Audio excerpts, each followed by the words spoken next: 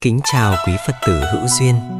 Chào mừng quý vị đến với kênh Tâm Niệm Sống, nơi nuôi dưỡng tâm an, gieo trồng chánh niệm giữa đời sống bộn bề.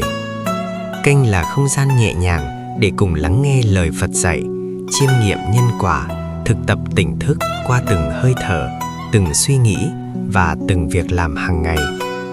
Nguyện đem những giá trị chân thật, giản dị và sâu lắng giúp quý Phật tử tìm về sự bình an nội tâm, sống thiện lành, hiểu mình, hiểu đời và từng bước chuyển hóa khổ đau trên con đường tu học. Kính chúc quý vị thân tâm thường an lạc. Cuộc đời ai cũng muốn có một ai đó để gửi gắm yêu thương, nhưng để có được một trái tim yêu thương đủ ấm thật sự thì cũng phải trải qua muôn ngàn sự thương tổn. Thương tổn nào cũng để lại vết sẹo. Vết sẹo là chứng tích của những ngày dài cố nắm thật nhiều để rồi cũng phải buông bỏ thật nhiều. Có buông bỏ, có tiếc nuối, sẽ biết trân trọng hơn những gì đang còn trong tay. Những người mà không biết trân trọng những thứ đang còn trong tay thì có nắm bao nhiêu điều tốt đẹp cũng sẽ không cảm thấy hạnh phúc. Phần nhiều chúng ta hay thờ ơ với những người đang ở bên cạnh mình, vì luôn nghĩ họ sẽ ở lại với mình mãi mãi. Đâu hay rằng đến một ngày họ sẽ gom hết bao nỗi niềm riêng tư rồi lặng lẽ rời xa mình. Trải nghiệm để trưởng thành. Có một số việc phát sinh rồi chỉ có thể đón nhận. Có một số người mất đi rồi chỉ có thể buông tay. Một số đoạn đường lựa chọn rồi chỉ còn cách bước tới. Rất nhiều thứ tốt đẹp đều đến từ sự chờ đợi, không phải do giành giật. Nên có lòng nhẫn nại nếu không muốn lỗi hẹn với hạnh phúc. Hãy tận hưởng mọi việc lớn nhỏ phát sinh trong cuộc sống, vì ngày mai khi nghĩ lại, bạn sẽ nhận ra kỳ thực chúng đều rất quan trọng. Rất nhiều việc phải đợi đến khi trở thành hồi ức, mình mới ý thức được giá trị mà chúng mang theo. Nếu thật sự có duyên thì thời gian hay khoảng cách đều không phải vấn đề. Còn đã vô duyên thì dù có gặp rồi cũng mỗi người một hướng. Có lẽ một người cần đi qua rất nhiều đoạn đường, trải nghiệm nhiều vinh hoa và bao nỗi vất vả mới có thể trưởng thành. Khi nhìn rõ một người mà không nói ra, bạn sẽ hiểu được ý nghĩa của sự tha thứ. Không thích ai đó mà không trở mặt, bạn sẽ cảm nhận được đỉnh cao của sự tôn trọng. Một người trưởng thành không phải vì sống lâu, đi khắp nơi và kinh qua nhiều chuyện, mà bởi họ biết lúc nào cần buông xuống hoặc khoan dung để hạn chế sự đấu tranh giành giật. Ai trong lòng cũng từng gánh chịu ít nhiều nỗi đau khác nhau. Không phải vì đã qua nên không còn cảm giác, mà bởi họ biết có nói ra cũng không giải quyết được gì, chỉ làm bản thân yếu đuối hơn mà thôi. Có những vết thương không phải không quan tâm, mà ta hiểu chỉ có thể lặng im đối diện, tự nó sẽ bình phục. Trưởng thành là có thể giữ trọn nụ cười trong quá trình chuyển hóa, khổ đau trở thành hạnh phúc. Bất luận cuộc sống hiện tại có bao nhiêu điều tồi tệ, cũng cần dũng cảm đối mặt. Đừng nghĩ chuyện lẩn tránh, càng không nên nguyền rủa oán than. Vì tất cả là để bạn trưởng thành, cần biết cách tận dụng lấy. Tự viết nên đời mình. Chỉ cần trong lòng kiên định, ngoại cảnh không thể thay đổi được bạn. Không đố kỵ với kẻ khác sẽ không dễ dàng đánh mất chính mình. Điều gì không quên được cũng đừng cố gắng. Lỡ quên rồi thì thôi, không cần làm khó bản thân. Thông thường cái được rồi lại để vụt mất, sẽ thấy tiếc nuối hơn so với lúc chưa có. Đừng quá ỷ lại bất kỳ ai, vì ỷ lại mới có kỳ vọng, vì kỳ vọng mới có thất vọng. Cuộc sống giống như que kem, hãy tranh thủ thưởng thức khi kem chưa tan chảy. Trên đời này vốn không có quá nhiều nếu như. Bạn là tác giả của đời mình, không cần phải viết một kịch bản quá bi ai hay bất hạnh. Đừng đứng ở một góc xa xôi chờ đợi rồi lo lắng, sợ hãi. Hãy mạnh mẽ bước tới, nhất định sẽ tìm được phương hướng. Thế giới dù kỳ diệu đến đâu, nhân tình dù tốt đẹp thế nào cũng không mấy liên quan đến bạn. Bạn là bạn, chỉ cần trang bị cho mình đôi cánh thật tốt rồi bay đến nơi muốn đến là đủ. Để cuộc sống vui vẻ hơn, hãy thực tập cho đi nhiều hơn. Người và người qua lại với nhau đều dùng tâm cảm nhận. Bạn tốt với ai, họ nhất định sẽ biết và có cách đền đáp. Đòi hỏi ít lại, bớt đòi hỏi người khác, yêu cầu bản thân nhiều hơn. Không nhiều tham vọng thì sẽ bớt đi những suy tư toan tính. Hóa giải hận thù. Đời người như một làn khói tỏa, sanh ra hai tay trắng, chết đi cũng không mang theo được gì. Tha thứ cho người khác cũng là giải thoát cho chính mình vậy. Tập sống đơn giản. Cuộc sống vốn không hề phức tạp. Hãy thực tập sống đơn giản nhất có thể. Dành thời gian quan tâm nhiều hơn đến người thân cùng bạn hữu. Bạn sẽ cảm nhận được niềm vui và ý nghĩa sự sống. Giữ cho mình một lý do để cười. Mỗi người đều có những ưu điểm khác nhau, không cần chứng minh với bất kỳ ai. Chỉ cần mình nỗ lực phát huy, mọi người sẽ cảm nhận được. Một phút giận hờn khiến mình mất đi 60 giây vui vẻ trong đời. Nên chúng ta hãy học cách tùy thuận, xem mọi việc nhẹ nhàng một chút. Bất luận thế nào, chỉ cần bản thân lựa chọn thì sẽ không có chuyện đúng, sai hay hối hận. Vì mọi quyết định đều có lý do riêng. Đôi khi chỉ cần mình hiểu là đủ. Như trong tình cảm, người thật lòng thương yêu tuyệt đối sẽ không rời xa bạn.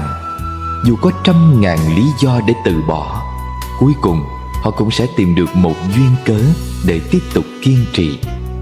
Yêu thương không phải vì tìm thấy sự hoàn mỹ, mà biết cách bao dung lấy những cái chưa vẹn toàn. Đừng để nước mắt mình rơi một cách dễ dàng. Vì khi cười, thế giới sẽ cùng cười với bạn. Lúc khóc, bạn chỉ có thể khóc một mình. Hãy làm một người điềm tĩnh, sống một đời lương thiện, nở nụ cười trên môi, có niềm tin trong lòng, thì cuộc sống sẽ luôn luôn tươi đẹp. Không kể bạn đã gặp phải ai, người đó đều sẽ phải xuất hiện trong cuộc đời của bạn. Mọi chuyện tuyệt đối không hề ngẫu nhiên. Người đó đến và sẽ mang cho bạn một bài học, một cảm nhận, một dấu ấn. Thuyền đến đầu cầu ắt sẽ thẳng.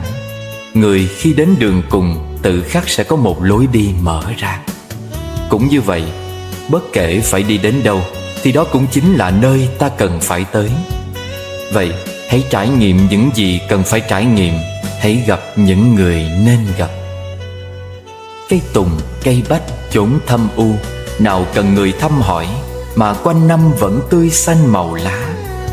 Cây mai giữa sương tuyết, gió rét, không cần bè bạn, vẫn đơm hoa đúng dịp xuân về.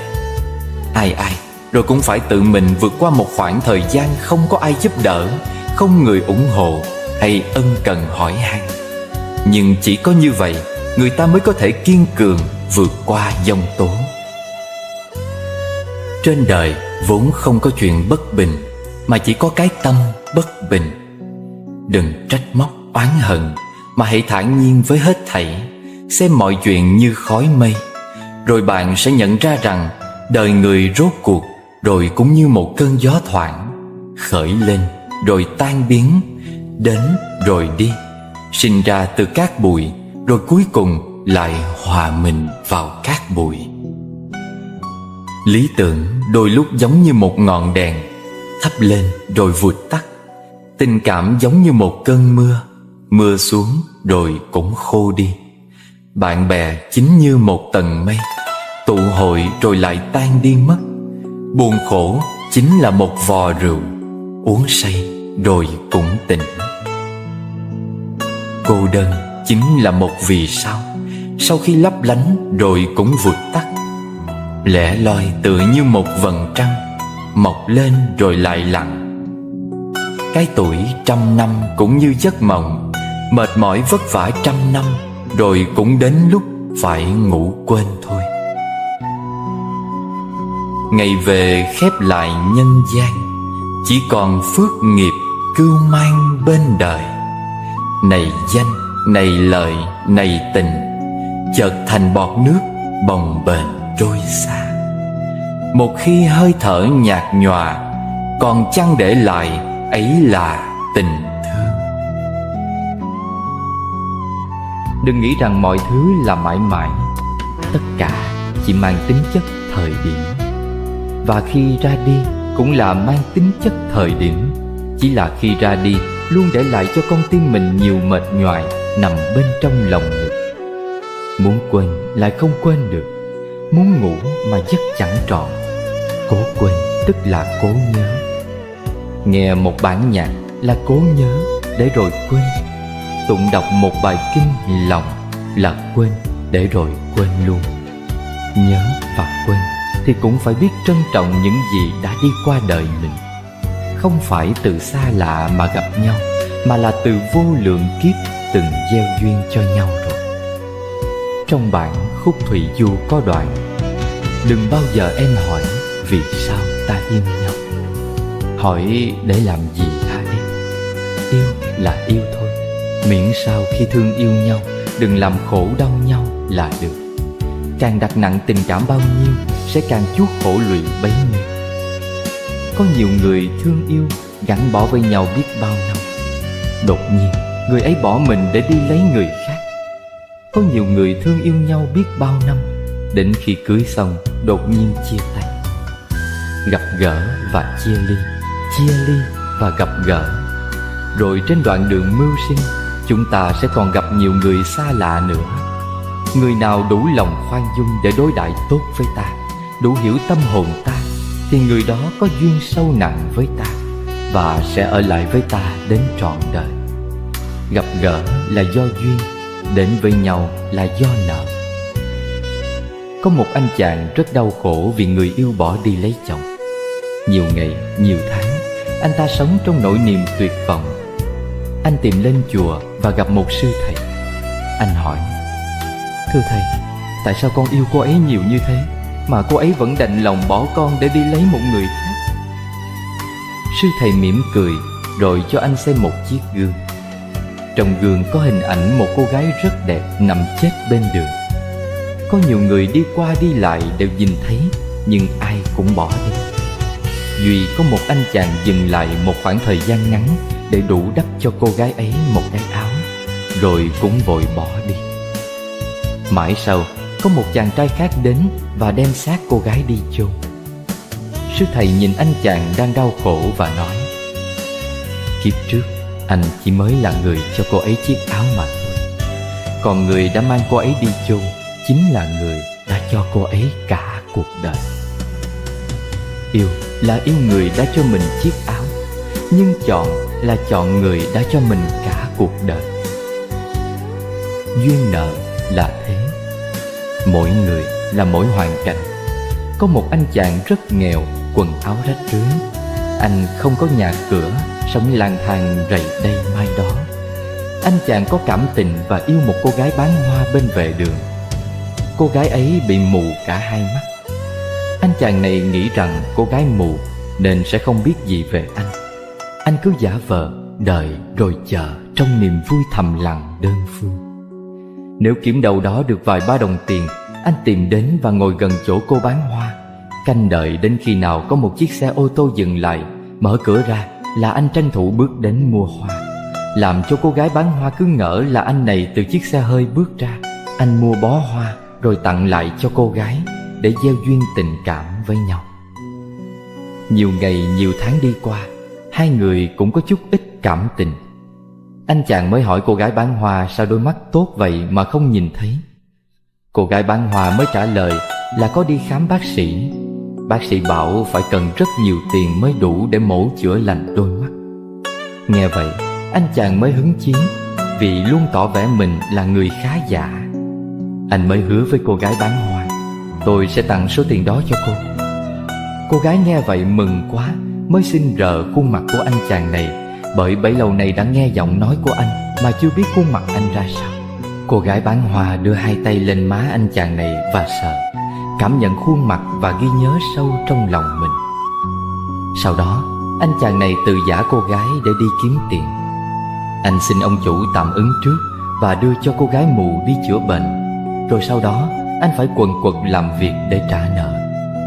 Ngày tháng mưu sinh đã khiến tình cảm của anh và cô gái bán hoa mờ dần theo gió bụi ngoài hiên. Có một bữa nọ, anh đi lang thang trên đường phố, thấy một tiệm bán hoa rất lớn. Nhìn vào thì thấy cô gái ngày xưa đang ở trong ấy. Cô gái giờ mắt đã sáng, rất xinh, rất đẹp, và cũng là cô chủ. Cô gái nhìn ra thì thấy anh. Cô hỏi: anh mua hoa à? Anh chàng lắc đầu. Cô gái mới nghĩ rằng chắc là anh này đi xin ăn, vì thấy quần áo cũ kỹ rách rưới. Cô lấy ít tiền mang ra cho anh. Anh nói: tôi không phải là người ăn xin. Cô gái giật mình bởi giọng nói quá đổi quen thuộc. Cô hỏi anh có phải là người đó không, thì anh ngại ngùng lắc đầu phủ nhận. Cô gái mới lấy đôi tay rờ lên khuôn mặt thì nhận ra anh chính là người tặng mình số tiền chữa bệnh. Và rồi cô khóc thương anh, bởi cô luôn nghĩ rằng người ân nhân giúp đỡ mình phải là một người giàu có, đào hoa và đầy quý phái. Những giọt nước mắt chảy dài trên vai anh cũng rơi nước mắt. Bao kỷ niệm ùa về, bao nỗi niềm ẩn khuất đành phải giấu kín trong lòng. Đang khóc thì anh chồng vội vã đến hỏi: sao em khóc, có chuyện gì ạ? Nghe vậy, cô gái càng khóc nghẹn ngào. Anh chồng mới nói: có phải là người ân nhân mà em từng kể không? Sao lại thế này? Trong tình cảnh như vậy, anh chàng không biết nói gì hơn, đành bỏ chạy mất hút. Có thể nói đây là một câu chuyện buồn, nhưng là sự sắp đặt của duyên số. Người mình thương yêu chưa chắc đã có duyên đi với mình. Người yêu mình chưa chắc mình đã yêu họ. Ai trong chúng ta cũng luôn muốn chọn cho mình một điểm tựa, một bờ vai đủ vững chắc, đủ an toàn.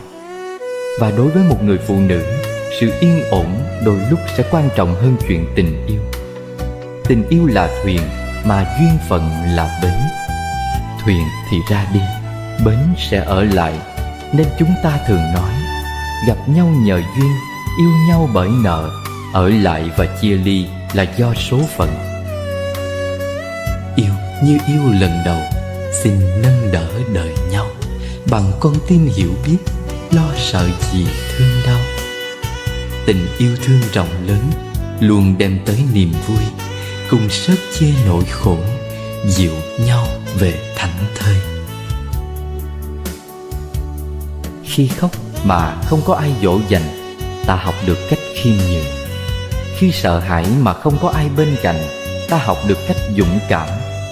Khi phiền muộn mà không có người để tâm sự, ta học cách chịu đựng.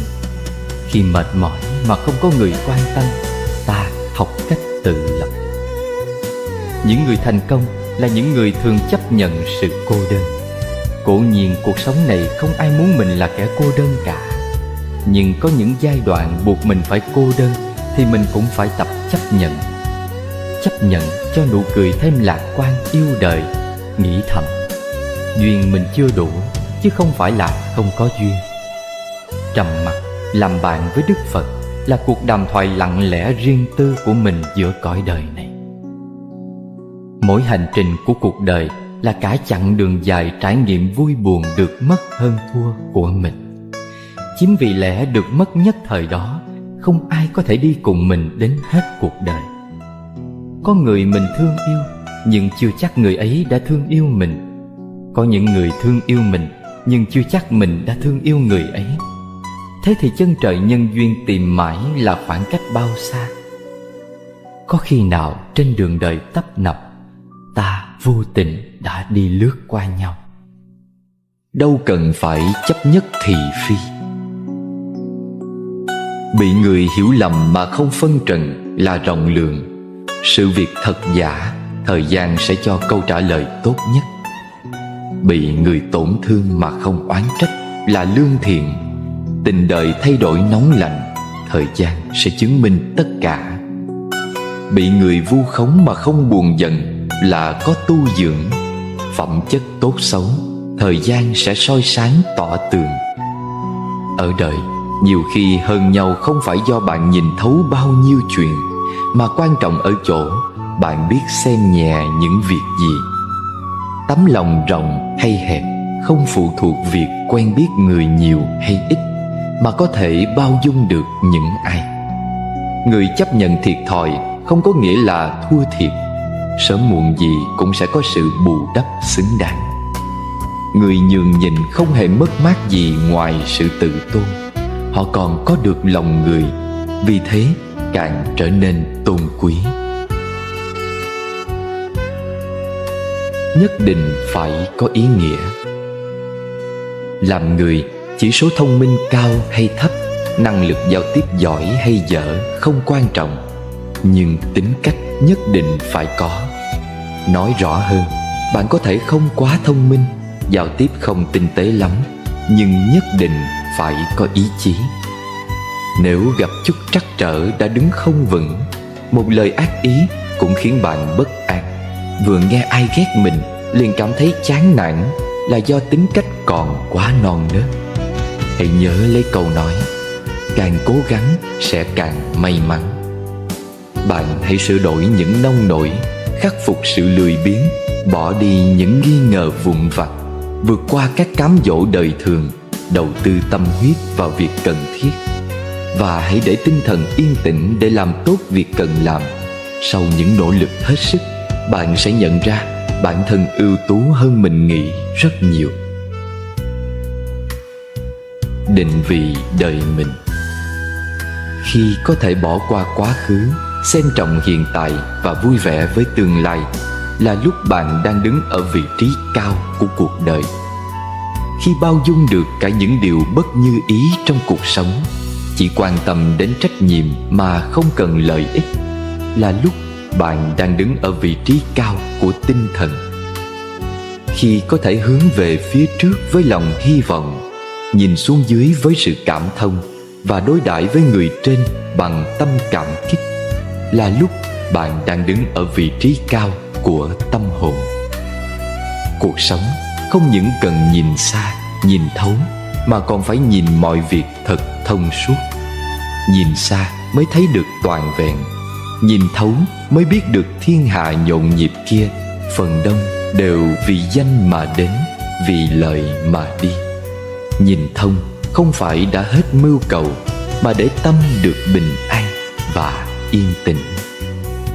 Sự lão hóa đáng sợ nhất của con người không phải ở ngoại hình, mà là mất đi tinh thần cầu tiến. Một người tuy không thể thay đổi hình dáng bên ngoài, nhưng hoàn toàn có thể cải thiện tính tình ở bên trong. Tính cách thay đổi thì cuộc đời sẽ theo đó mà khác đi. Trong các mối quan hệ qua lại ở đời, nên nhớ, sự lương thiện, nhiệt tình và thành thật dễ mang lại kết quả tốt đẹp. Có những nụ cười gần gũi hơn cả sự lễ phép, và có thể mang lại sự nồng ấm cho người đối diện.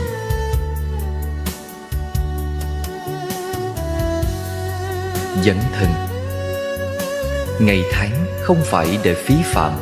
Nếu bạn biểu hiện càng tầm thường, những điều tốt đẹp rời đi càng xa xôi. Cuộc sống không phải để đầu hàng. Nếu thoái thác càng nhiều thì vị trí dành cho bạn cũng sẽ càng nhỏ bé. Trước một số việc, không nên hạ thấp bản thân thái quá. Cái thuộc về mình phải biết kiên tâm giữ lấy, đừng để thành của người khác rồi mới đi trách móc, giành giật. Trước một số người cần thể hiện quan điểm rõ ràng. Chỉ có vậy, thế giới mới biết bạn cần gì mà đáp ứng. Đừng để người ta quyết định thay, rồi phục tùng, bị động. Nếu làm việc tốt mà gặp uất ức, hãy dặn bản thân rằng trên đời có những người biết trân trọng ơn nghĩa. Dù được tặng một viên kẹo cũng ghi lòng tạc dạ. Nhưng cũng có lắm kẻ xem việc được người khác giúp đỡ là một lẽ tất nhiên, chỉ biết đòi hỏi và trách hờn khi không được thỏa mãn. Lỡ gặp phải hạng người này, hãy xem việc giúp đỡ ai đó là cơ hội để làm người tốt, tích đức cho chính mình là đủ. Tập sống nhẹ nhàng. Thói đời thường không quan tâm bạn đã chịu bao nhiêu ấm ức, cũng chẳng cần biết đến những đau khổ nhọc nhằn. Thứ người ta chú ý chỉ là kết quả mà bạn có thể cống hiến. Nên khi gặp mưa gió cuộc đời, chỉ cần dặn bản thân rằng đi qua vùng giông bão, mặt trời tự nhiên sẽ xuất hiện. Đừng mất công than ngắn thở dài trước mặt người khác, bởi có nói họ cũng chẳng bận tâm đâu. Có một số việc buông xuống được sẽ cảm thấy nhẹ nhàng. Có một số người chợt nhớ đến cũng làm ta hạnh phúc. Một vài niềm đau nghĩ thông suốt sẽ giúp mình thêm mạnh mẽ. Quá bận tâm vào một vấn đề sẽ khiến mình lẫn quẩn không thôi. Thật ra sự việc dù đơn giản đến đâu, nếu nghĩ quá nhiều cũng trở nên phức tạp. Chỉ cần giữ một tâm thái điềm tĩnh, một tấm lòng rộng mở, thì việc gì đến cũng sẽ đơn giản và nhẹ nhàng qua đi, để lại những tháng ngày bình yên cho cuộc sống. Chớp mắt là đã một đời. Cho dù có bao nhiêu tiếc nuối hay mỏi mệt, may mắn hay bất hạnh, những gì đã qua đều là quá khứ.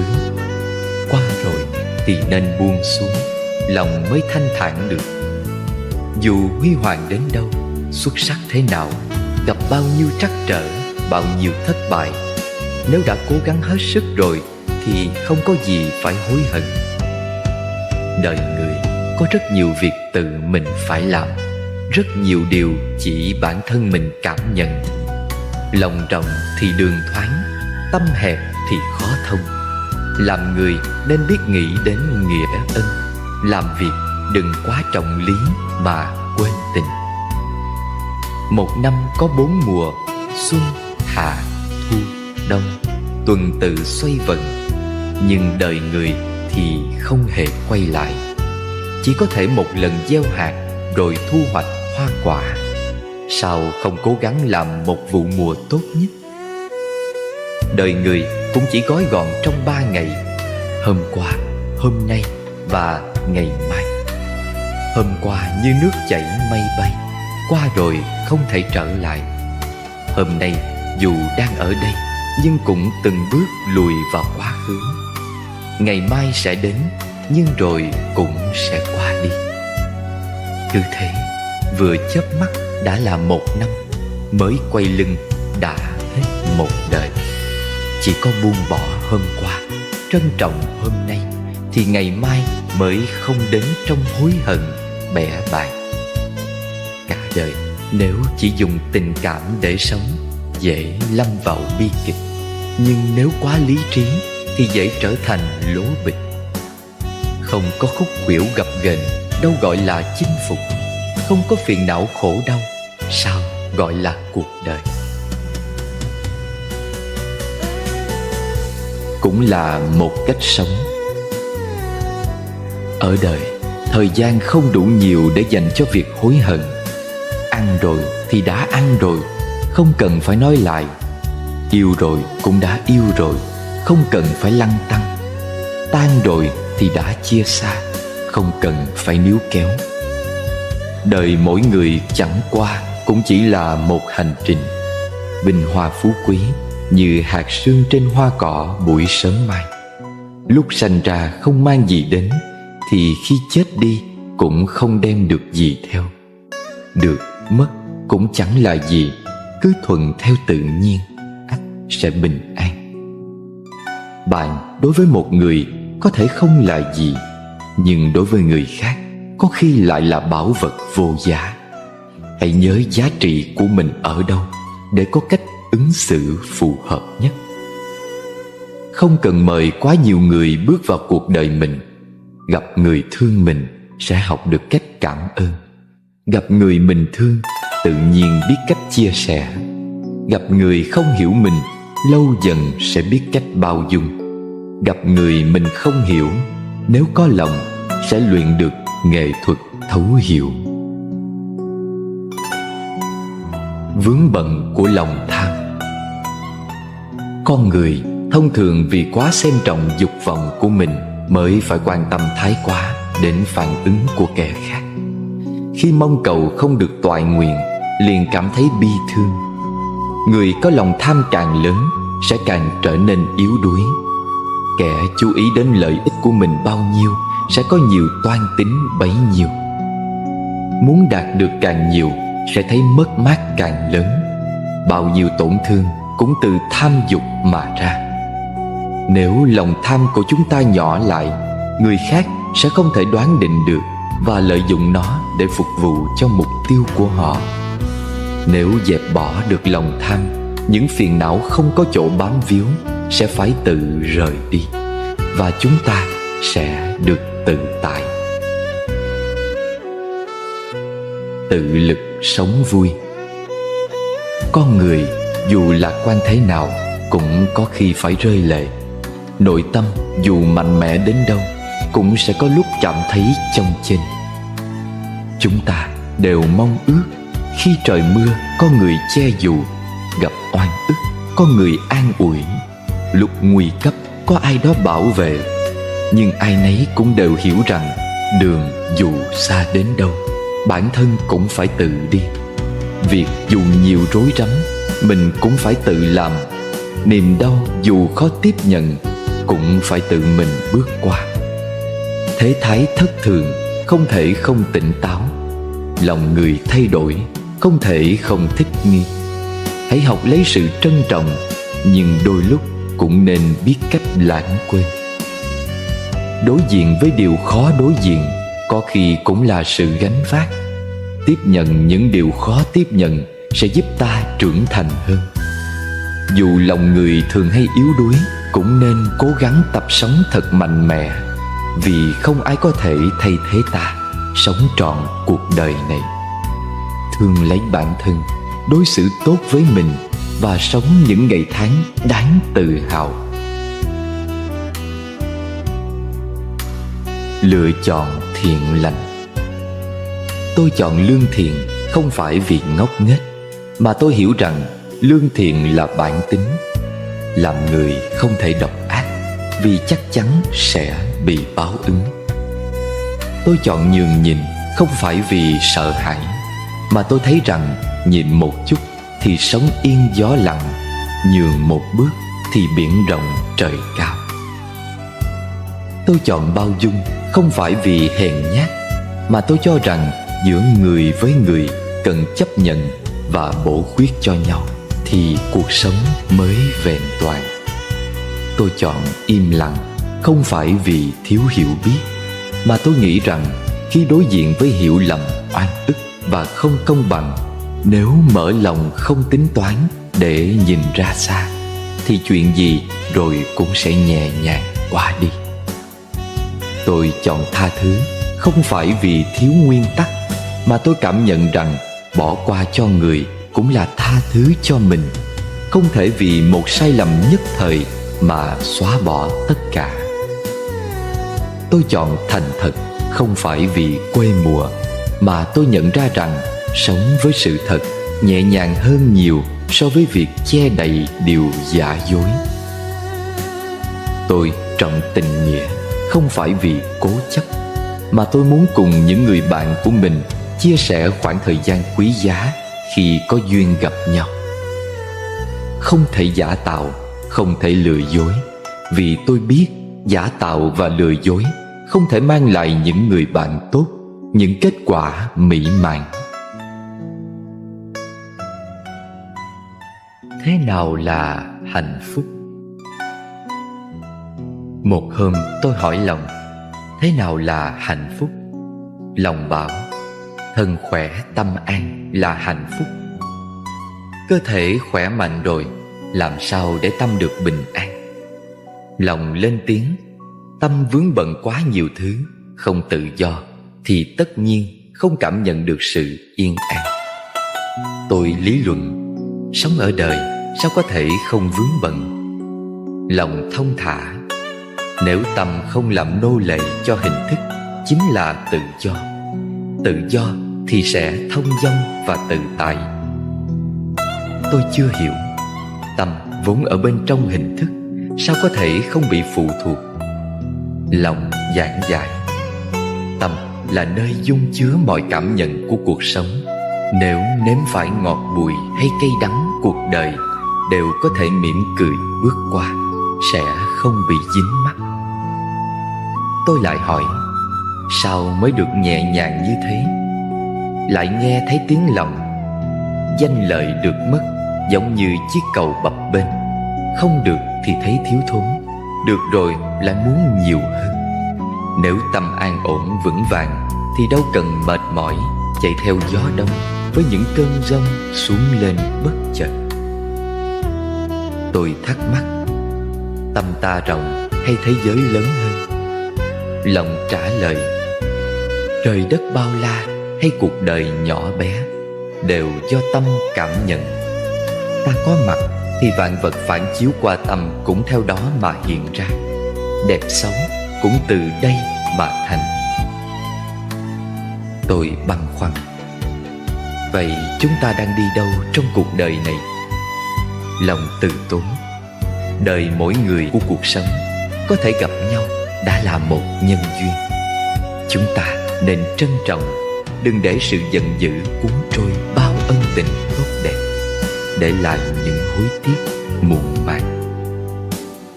Bởi vì chúng ta đều có những muộn phiền, bất bình và nhiều việc không được như ý, nên đôi khi cảm thấy cả đất trời tăm tối, bất giác cảm khái, nhân tình sao mỏng manh như giấy lụa. Thật ra mặt trời luôn ấm áp, ánh ban mai vẫn sáng tươi mọi ngày, chỉ là có lúc chúng ta đứng trong bóng râm mà thôi. Bao dung người khác hoàn toàn không phải là yếu đuối, mà là thể hiện tấm lòng độ lượng, là một lựa chọn thông minh. Chúng ta hãy cùng xây dựng cây cầu thấu hiểu, cùng bật lên cây dù cảm thông, cùng chia sẻ những gì tươi đẹp nhất của cuộc sống, để thế giới luôn tràn ngập ánh sáng ấm áp của mặt trời. Lẽ nhân sinh. Tha thứ cho một người thì khá đơn giản, nhưng để tiếp tục tin tưởng lại là điều không hề dễ dàng. Dưỡng ấm một trái tim mất rất nhiều thời gian, nhưng làm nó lạnh giá chỉ cần trong chớp mắt. Cuộc sống nên hoàn thiện lấy chính mình, đừng chen vào cuộc đời người khác. Dù là mối quan hệ gì thì người đến nên nhiệt tình tiếp đón, người đi hãy bình thản tiễn đưa. Cái không thuộc về mình đừng trông chờ, người đối với mình không thật lòng cũng hãy thôi hy vọng. Thời gian luôn thay đổi, ai rồi cũng sẽ khác đi. Dù nỗ lực đến đâu, điều không thể quay lại thì vĩnh viễn vẫn là không thể. Đôi khi thế giới thật rộng lớn, đến nỗi chỉ cần một lần chia xa là cả đời không còn cơ hội gặp lại. Nhưng cũng có lúc trái đất bỗng trở nên nhỏ hẹp, đến mức vừa chia tay, quay đầu lại đã thấy gương mặt họ đang tươi cười rạng rỡ. Cho nên khi gặp gỡ hãy biết cách trân trọng, lúc bên nhau nhất định nhớ giữ gìn. Quay lưng rồi hãy là người lịch sự, khi chia tay nhất định nhớ mỉm cười, vì biết đâu lần chia xa này sẽ trở thành vĩnh viễn. Biết tự lau khô nước mắt. Thông thường, người càng từng trải thì càng trầm tĩnh và giản đơn. Kẻ càng hời hợt thì càng nóng nảy và bất an. Người thật sự mạnh mẽ không phải không biết rơi lệ, mà họ có thể nuốt nước mắt vào trong và tiếp tục bước tới. Nhẫn nại một chút, kiên trì một chút, dù chưa nhìn thấy hy vọng cũng nên tin tưởng chính mình. Đôi khi cũng cần can đảm mang gánh nặng vượt quá sức thông thường một chút. Sau khi cố gắng bạn sẽ phát hiện ra khả năng của mình cũng kỳ diệu lắm, hơn tưởng tượng rất nhiều. Hành trình đời người không chỉ có thuận lợi và bằng phẳng, cho nên hãy biết học cách chấp thuận và mỉm cười. Hãy lau khô giọt nước mắt, hóa giải nỗi nhọc nhằn, rồi tiếp tục đi con đường mình chọn, làm công việc cần làm. Mọi thứ dần dần sẽ trở nên tốt đẹp. Tự viết nên đời mình. Chỉ cần trong lòng kiên định, ngoại cảnh không thể thay đổi được bạn. Không đố kỵ với kẻ khác sẽ không dễ dàng đánh mất chính mình. Điều gì không quên được cũng đừng cố gắng. Lỡ quên rồi thì thôi, không cần làm khó bản thân. Thông thường cái được rồi lại để vụt mất sẽ thấy tiếc nuối hơn so với lúc chưa có. Đừng quá ỷ lại bất kỳ ai, vì ỷ lại mới có kỳ vọng, vì kỳ vọng mới có thất vọng. Này em cứ trải lòng mình, dẫu từng khóc tuổi với nghìn đau thương. Niềm đau nỗi khổ là sương, sẽ tan tựa sóng trùng dương vỗ bờ. Này em chớ sống hững hờ, ơn người mở lượng tóc tơ một lần. Giữa đời có 4 cái ân, dầu khôn đáp tạ, tình trần nhớ ghi.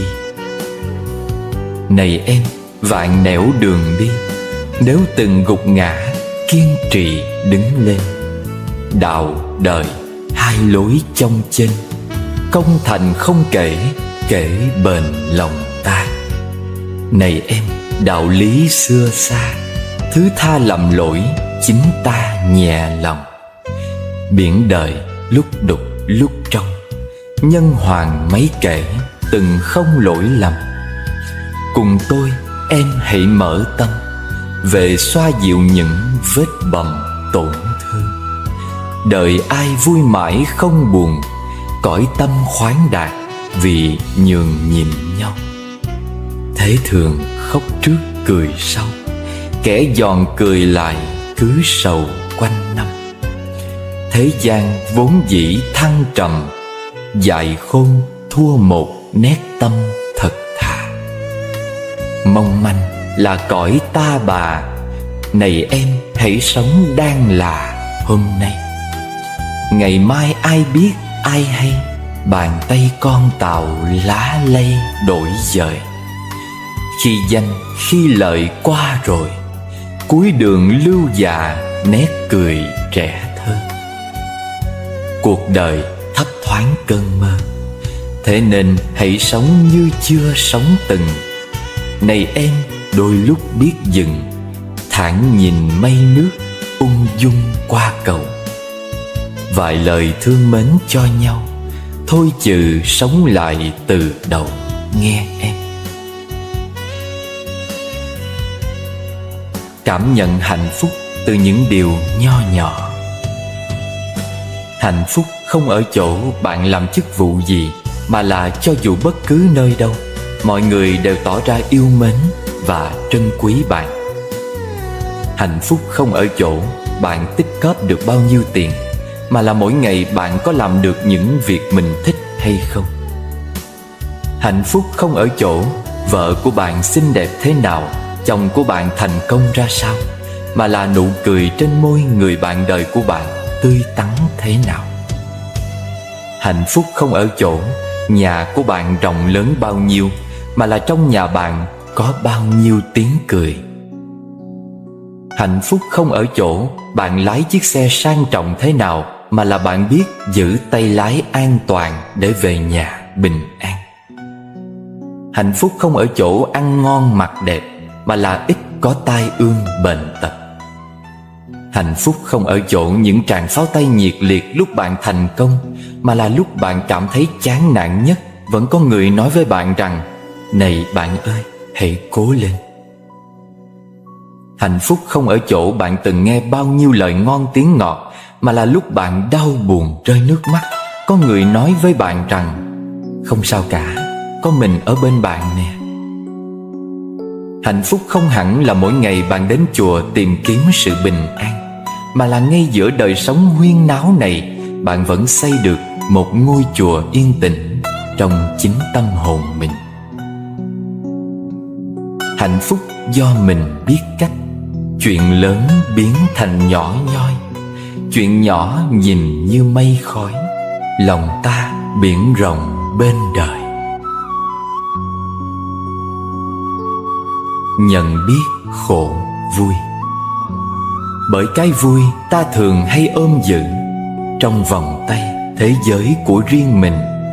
Niềm vui đó đâu thể nào lan tỏa đến chân trời, đến khắp cả muôn sinh.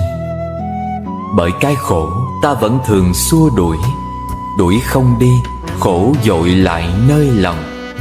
Khổ dồn nén, tháng ngày ta cằn cỗi, ta trách đời sao thiếu vắng cảm thông. Buồn san sẻ, hồn nguôi cơn giông bão. Vui sớt chia, vui vỗ cánh ngàn phương. Lòng thêm khổ vì ta nuôi phiền não. Đời yên bình khi sống biết yêu thương. Niềm vui đó vốn bao la trời đất, nỗi buồn kia dường bể cả trùng khơi. Hãy đón nhận niềm vui không bám víu, và buồn kia hiện hữu mặt rong chơi. Đời có cả mật ngọt và mật đắng, có những ngày mưa nắng hẹn hò nhau. Hồn như núi soi xuống dòng tĩnh lặng, trong an nhiên thuyền lướt giữa vui sầu.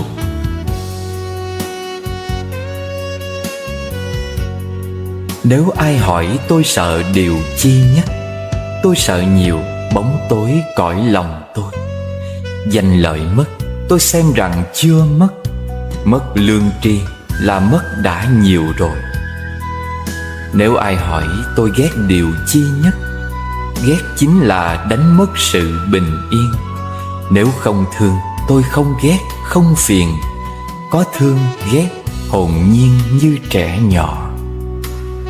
Nếu ai hỏi về tình yêu chân thật, biết nhịn nhường, sống chấp nhận lẫn nhau.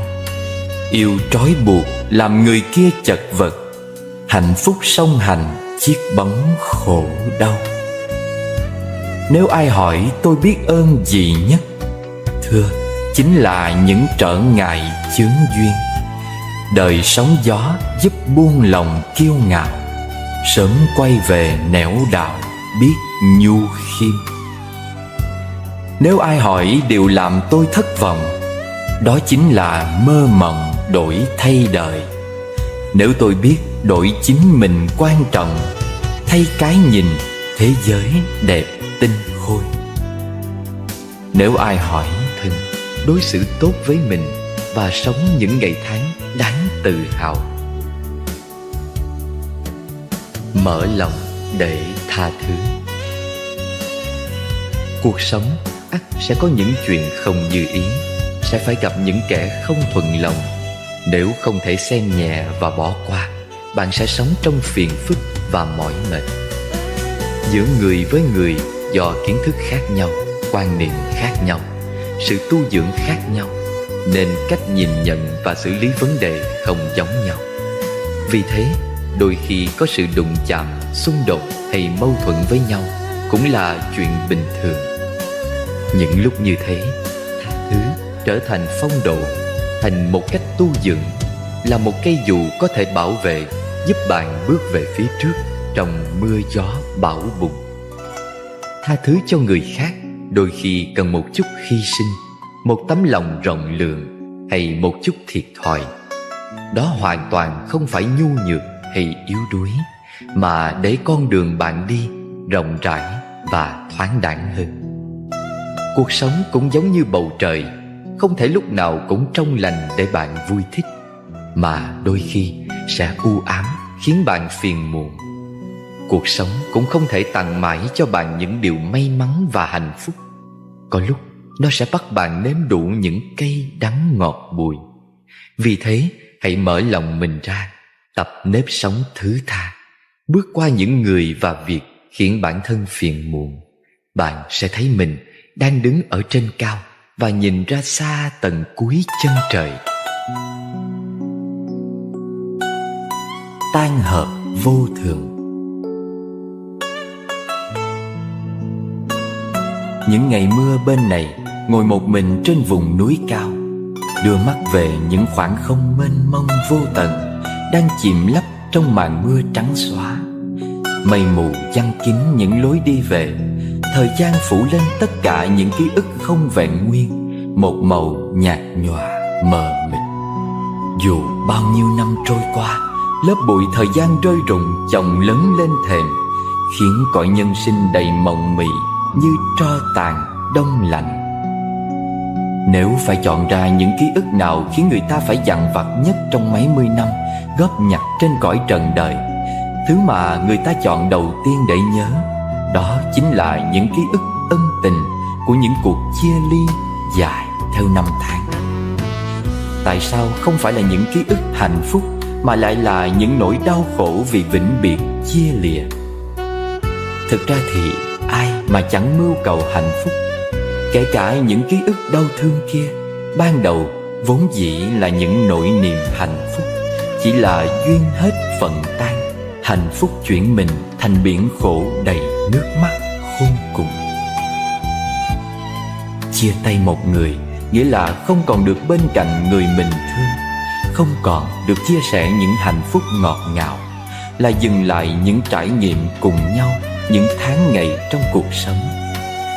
Vì phải xa rời những yêu thương ngày trước, từ bỏ những thói quen cũ đã từng, bất chợt phải trở về với trạng thái một mình. Vì cảm giác cô đơn nên người ta khó lòng mà chấp nhận. Cái ý muốn chối bỏ thực tại và cố níu giữ cảm giác hạnh phúc ngày xưa chính là thứ khiến người ta phải sống trong dằn vặt và khổ đau nhiều nhất. Ngồi lắng lòng thật yên, đối diện với trái tim mình, để thấy thật rõ bản chất chân thực vẹn nguyên của những yêu thương ban đầu, và trả lời một cách thành thật xen rằng mình yêu thương một người vì muốn họ được hạnh phúc, hay chỉ vì muốn mình được hạnh phúc. Nếu tình yêu thương kia căn bản đặt trên mưu cầu hạnh phúc cho bản thân, mình chỉ là một kẻ đi vay mượn yêu thương đầy vị kỷ.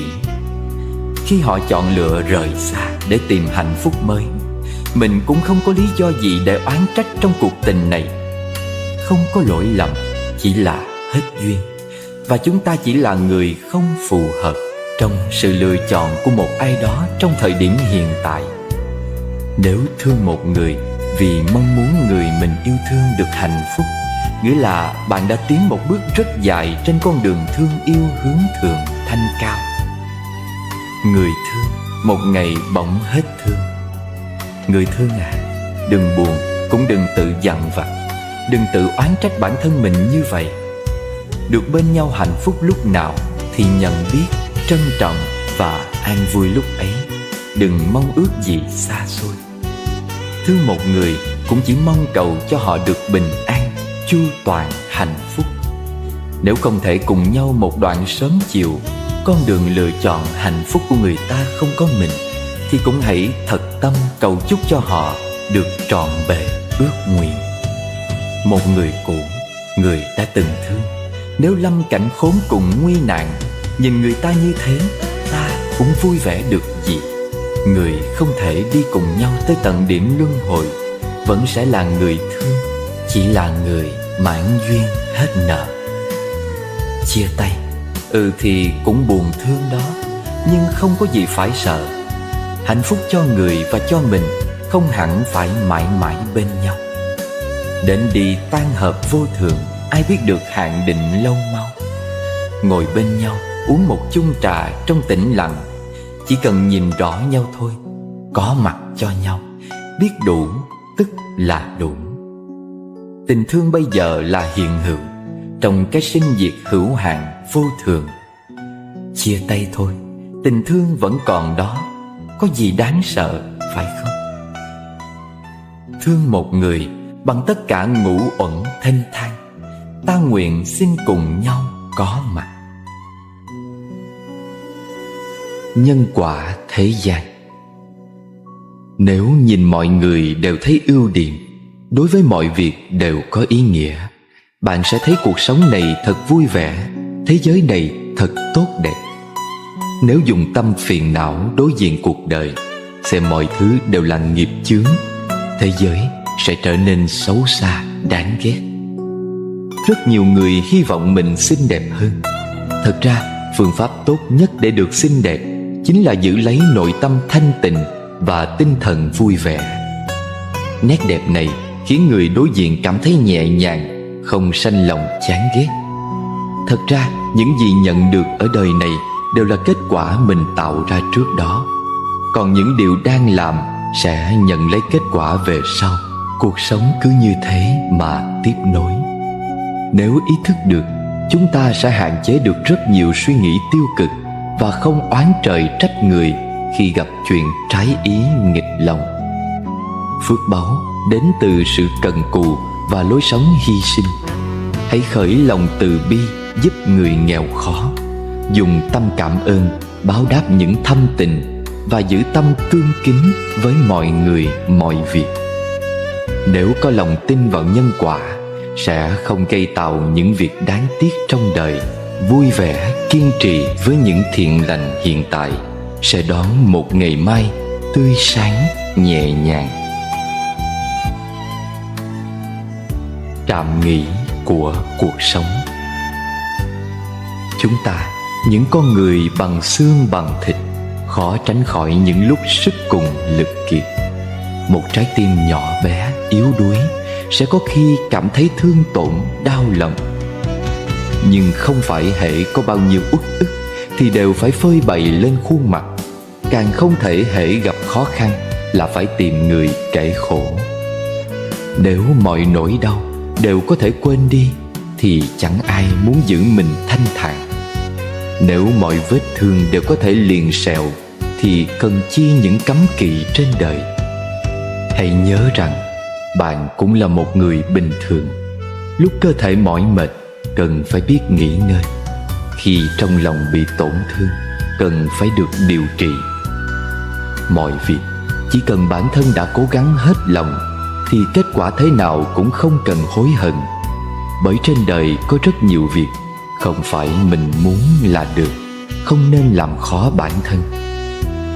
Cuộc sống chỉ có một con đường chúng ta không thể lựa chọn là đầu hàng. Có một lối đi không thể từ chối là trưởng thành. Bước qua một trắc trở sẽ có thêm một kinh nghiệm. Khắc phục được khó khăn giúp ta thêm kiên cường. Cuộc đời nếu có thể bớt chút so sánh, bớt chút toan tính, bớt chút oán hờn, bao dung nhiều hơn, thấu hiểu nhiều hơn, cho đi nhiều hơn, thì mỗi ngày đều là một ngày mới và thế giới sẽ trở nên yên bình. Một đoạn đường nếu đi đã lâu mà không nhìn thấy hy vọng thì nên thay đổi phương hướng. Một sự việc nghĩ đã nhiều vẫn không mở được nút thắt trong lòng thì nên buông xuôi. Một số người qua lại lâu ngày vẫn không cảm nhận được sự chân thành thì hãy rời xa. Một lối sống áp dụng một thời gian dài vẫn không tìm thấy niềm vui thì nên chọn cách thay đổi. Giữ mình chừng mực. Con người kiên cường lâu ngày sẽ có khi mỏi mệt. Tình cảm để tâm quá nhiều sẽ khiến lòng đớn đau. Công việc tích cực quá đà cũng có khi mang vạ. Lời nói phát ngôn quá lố sẽ trở thành khoác lác. Đã là cuộc sống thì không thể thiếu cay đắng ngọt bùi. Đã là cuộc đời thì sao tránh khỏi tình người ấm lạnh. Ai chẳng mong một đời thuận buồm xuôi gió, không gặp đau thương. Ai chẳng muốn quý trọng tình nghĩa, không bỏ không rời. Có một số việc nhìn rõ rồi sẽ thấy nhẹ nhàng hơn. Có một số người hiểu thấu rồi thì không bận lòng nữa. Làm người nhiều lúc không nên quá rạch ròi. Có khi hết lòng hết dạ vẫn bị trách hờn. Cứ thoải mái vô tư thì không gì vướng bận. Chỉ cần trân trọng người trước mặt, làm tốt việc của mình, chân thành lương thiện, không thẹn với lòng, tất cả sẽ có sự hồi đáp xứng đáng. Mỗi buổi sớm mai. Mỗi buổi sớm mai khi mặt trời xuất hiện, nhớ nhắc bản thân sống một ngày vui vẻ và ý nghĩa. Đầu tiên là cho chính mình. Trên đời chỉ có lòng người thiên lệch, chứ không có chuyện gì là không công bằng. Không cần oán, cũng đừng nên hận. Cứ hết mình với hiện tại, mọi thứ lớn nhỏ sẽ từ từ lùi vào dĩ vãng. Cuộc sống dù tàn khốc đến đâu, bạn cũng hãy cứ kiên trì, vì nỗ lực bao nhiêu sẽ đạt được thành công bấy nhiêu. Khi thời gian qua đi, nhìn lại cuộc hành trình sẽ thấy trong biển người mênh mông, mỗi một cuộc hội ngộ đều là một nhân duyên tốt đẹp. Đời một người tính dài ngắn làm chi, quan trọng là mình làm được gì trong khoảng thời gian sống. Cuộc sống gập ghềnh lắm, nhớ để người bên cạnh cảm nhận chút ấm áp, vì mỗi ngày người còn lại bên ta sẽ một ít đi. Khoảng thời gian mình được gặp họ cũng ngày càng ngắn lại. Buổi sáng khi mặt trời xuất hiện, nhớ nhắc mình bắt đầu một ngày bình yên, đặt niềm vui trong lòng và nở nụ cười trên môi.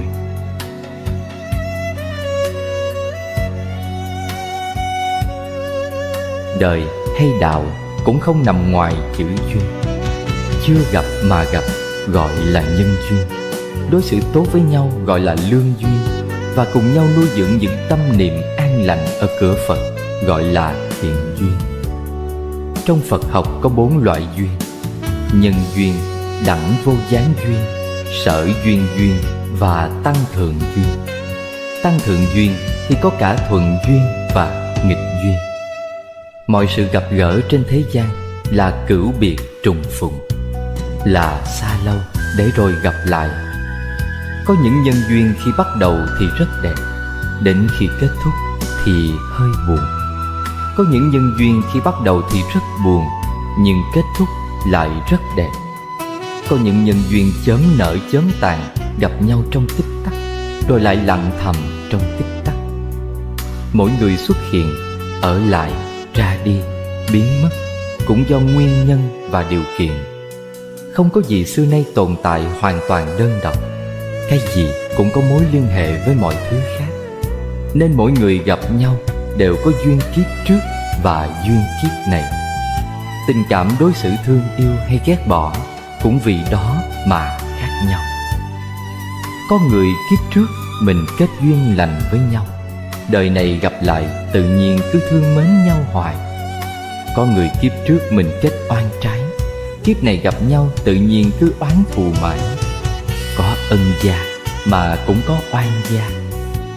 Ân gia nghĩa là gặp mình, thấy thương quý và hết lòng chiều chuộng, lo lắng cho mình từng ly từng tí. Đó là vì kiếp trước người ấy mang ơn mình, nên kiếp này gặp lại để trả ơn. Có khi kiếp trước người ấy từ bi, giúp đỡ, đối xử tốt với mình, kiếp này gặp lại tự nhiên mình bị dính mắc, cảm thấy cần đối xử tốt với người ấy. Đây là ân gia với nhau. Còn ngược lại, oan gia là một loại nghiệp mà mình phải trả. Nếu một người yêu, người thân hay bất kỳ ai trong xã hội mỗi lần gặp mình thường làm mình khổ tâm, lo sợ, thì đó gọi là oan gia. Khi gặp những ai đối xử không tốt với mình, hành hạ, đầy ải, sai khiến, mắng nhiếc, chửi rủa mình thậm tệ, làm mình đau khổ vô cùng, thì em hãy biết là mình thiếu nợ người ấy nên phải trả. Có thể do mình bạc phước, kén duyên. Người ta ghét mình đừng ghét họ. Người ta không thích nói chuyện với mình cũng tập mở lòng để đón nhận. Khó lắm, nhưng phải tập để mình có thể chuyển hóa từ nghịch duyên thành thuận duyên, rồi kết nối để trở thành lương duyên.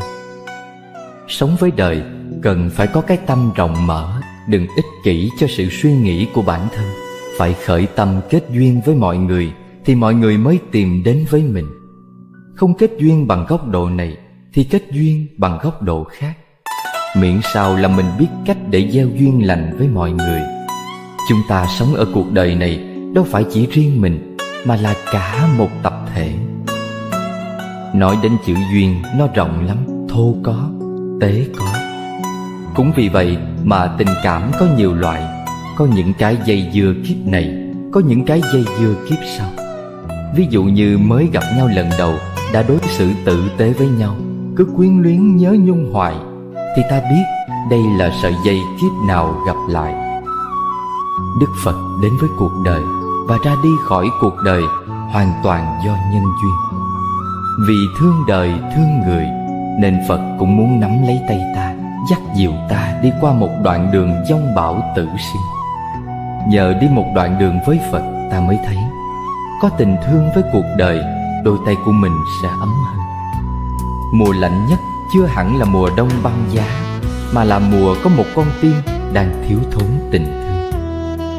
Mọi sự vật, hiện tượng ở cuộc đời này, cái gì cũng có nhân duyên của nó. Đừng vì một chuyện gì bất như ý rồi tự giày vò khô héo con tim mình, rồi không dám mở trái tim mình ra thêm một lần nữa để chấp nhận đón chào cuộc đời. Mình phải sống và nhìn mọi sự việc dưới con mắt bình thường, với trái tim bình lặng, để mọi chuyện đến đi được mất tùy duyên. Bình yên một thoáng cho tim mềm, bình yên ta vào đêm. Bình yên để đóa hoa ra chào, bình yên để trăng cao.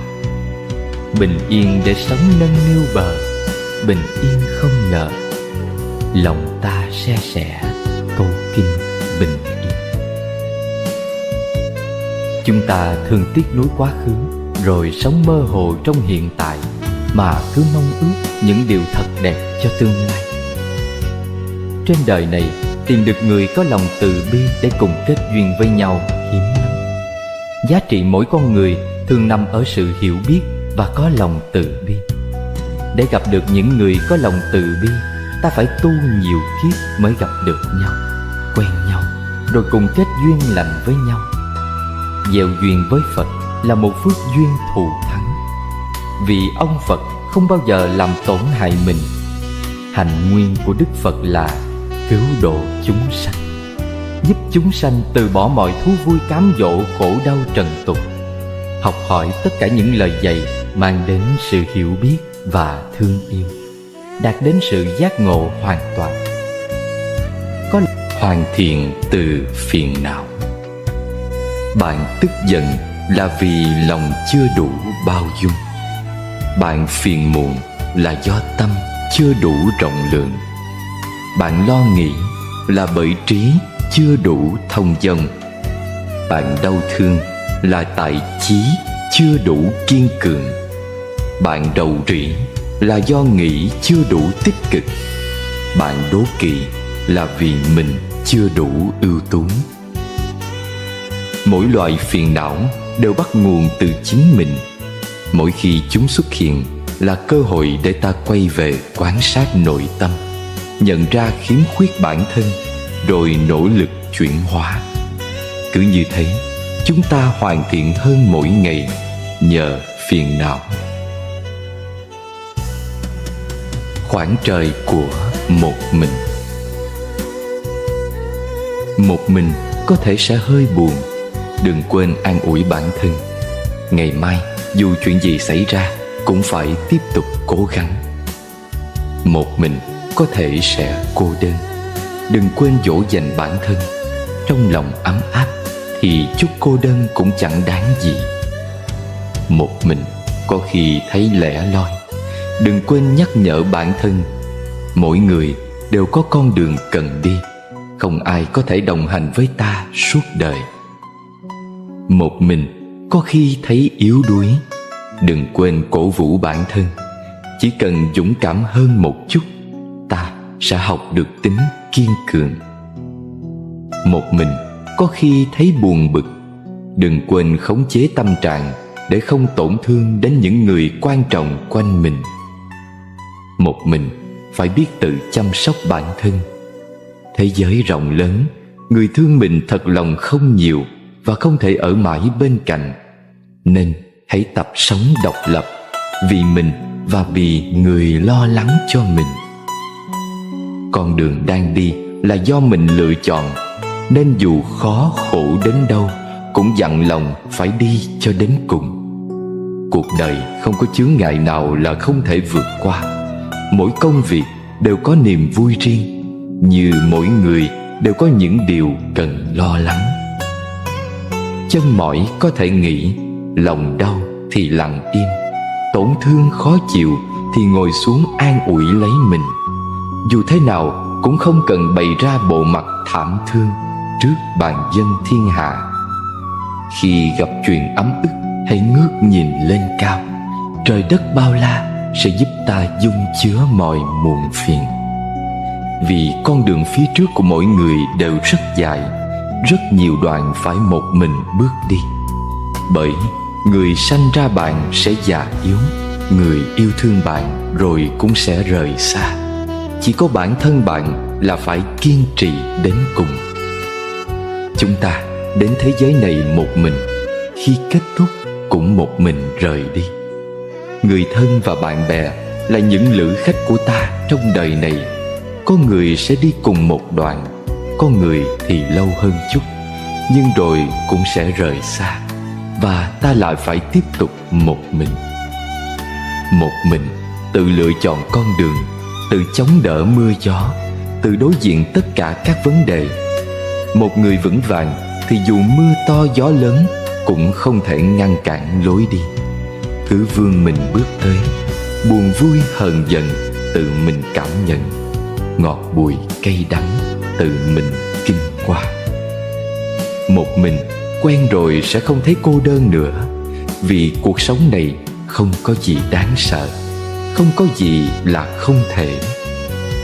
Hãy tin tưởng bản thân, bạn sẽ thành người mạnh mẽ. Nắm nhiều thứ và lướt qua nhiều thứ trong sự vội vã, ta đã vô tình để lạc mất nhiều cơ hội tốt lành đến với cuộc đời mình. Hiển nhiên trong cuộc đời có nhiều thứ chỉ đến một lần rồi ra đi và không bao giờ trở lại.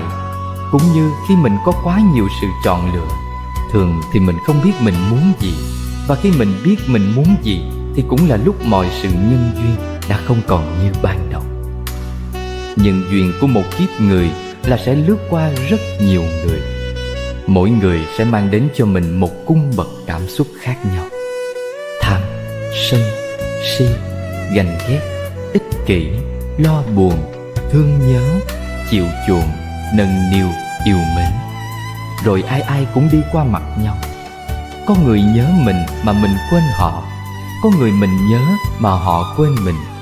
Cũng có thể theo thời gian họ quên mình và mình cũng quên họ. Năm năm tháng tháng cứ vậy lướt qua, miễn sao mình đừng quên mình là được. Em đang có duyên lành với mọi thứ xung quanh. Cuộc đời sẽ còn có nhiều duyên lành đợi chờ em phía trước. Cuộc đời đứng đợi chờ em, nhưng em sẽ không đợi chờ cuộc đời. Vì đợi chờ biết đến bao giờ. Đừng bao giờ chờ đợi là mất mát. Duyên mỗi người đến đi cũng vậy, không phải tự nhiên mà có. Duyên đến đi là do chính hành động, suy nghĩ và lời nói mình tạo ra. Chúng ta sống ở cuộc đời này có thể nghèo nàn vật chất một chút, nhưng đừng bao giờ để thiếu thốn tình yêu thương giữa con người với con người.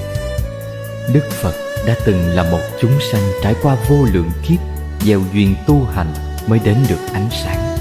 Chúng ta cũng vậy, sẽ học cách sống tùy duyên, mỗi ngày sống với ý niệm tốt, làm việc tốt. Ai đến ai đi, tùy vào nhân duyên mình tạo. Hoan hỷ chấp nhận những gì xảy ra trong hiện tại, ngừng đối kháng và bình thản chờ đợi những nhân duyên thích hợp hội tụ. Nhiều khi, chính thái độ này lại là nhân duyên quan trọng để kết nối những nhân duyên tốt đẹp khác. Ta đừng quên, một việc muốn thành tựu thì phải hội tụ hàng triệu nhân duyên. Nếu chỉ thiếu một nhân duyên thì việc khó thành.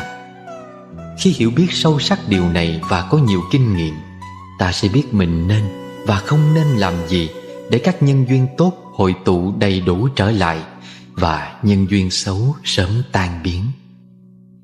Ta thường gọi nhân duyên tốt là thuận duyên, tức điều kiện có lợi, gọi nhân duyên xấu là nghịch duyên, tức điều kiện bất lợi. Có những nhân duyên thuận với ta nhưng lại nghịch với người khác, và ngược lại. Đó chỉ là nói trong phạm vi con người, trong khi nhân duyên luôn xảy ra với vạn vật trong khắp vũ trụ. Bản chất của nhân duyên là không có thuận nghịch tốt xấu.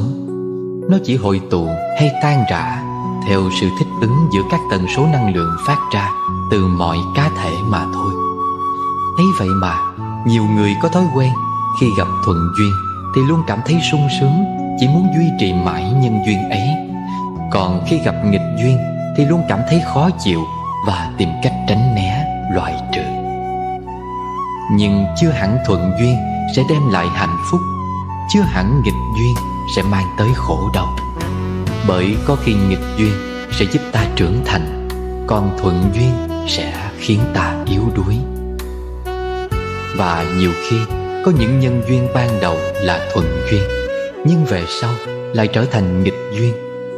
Tương tự, có những nhân duyên ban đầu là nghịch duyên, nhưng về sau lại trở thành thuận duyên. Đôi khi thuận duyên hay nghịch duyên tùy thuộc cả vào bản lĩnh và thái độ sống của ta. Thế nên ta không cần phải khẩn trương thay đổi những nhân duyên ta đang không hài lòng, cũng không cần cố gắng tìm kiếm những nhân duyên ta hằng mong đợi. Khi tâm ta đủ vững chãi để tạo ra những nhân duyên an lành, thì những nhân duyên tương ứng sẽ tự động kết nối. Ví như người ta có nói câu đồng thanh tương ứng, đồng khí tương cầu là vậy. Quan trọng hơn, khi tìm được sức sống từ chính bản thân, ta sẽ không xem những giá trị bên ngoài là quan trọng nữa. Nhân duyên nào cũng được cả, ta cứ đón nhận một cách thông dong tự tại. Đức Đạt Lai Lạt Ma có câu: hãy nhớ rằng đôi khi không đạt được những gì bạn muốn lại là sự may mắn tuyệt vời. Gặp gỡ trên đời một chữ duyên, trân trọng bên nhau phúc hiện tiền. Người đến ân cần cho hết dạ, người về thôi vướng bận niềm riêng.